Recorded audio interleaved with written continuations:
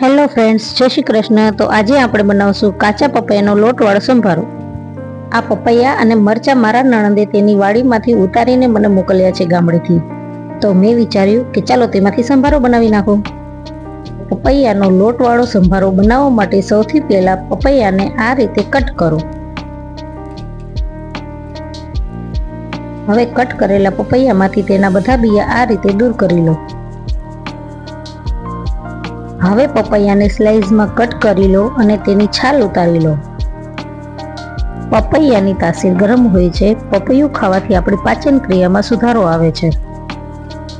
હવે પપૈયાની કટ કરેલી સ્લાઇસમાંથી આવી રીતે નાની નાની કટકીમાં કટ કરી લો. હવે મરચાંને પણ ધોઈને આ રીતે કટ કરી લો. હવે એક કઢાઈમાં 3 ચમચી તેલ લો. તેમાં જીરું અને રાઈનો વઘાર કરો. વઘાર કર્યા પછી તેમાં કટ કરેલા પપૈયા અને મરચાંને એડ કરી સ્વાદ મુજબ નમક એડ કરી બરાબર મિક્સ કરો. બરાબર મિક્સ કર્યા પછી 5 મિનિટ માટે ઢાંકીને કૂક કરો.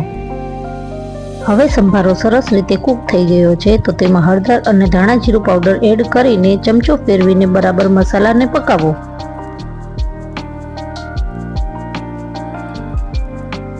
હવે સંભારામાં 2 ચમચી બેસન ઉમેરીને બરાબર મિક્સ કરીને લોટને શેકો.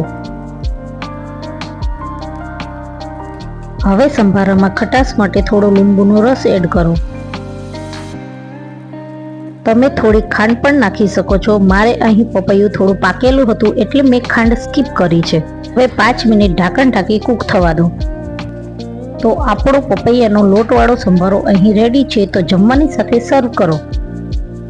તમને બધાને મારી આજની આ રેસીપી કેવી લાગી એ મને કમેન્ટમાં જરૂરથી જણાવજો અને મારી ચેનલ લાઈક અને સબસ્ક્રાઈબ કરજો. Thank you.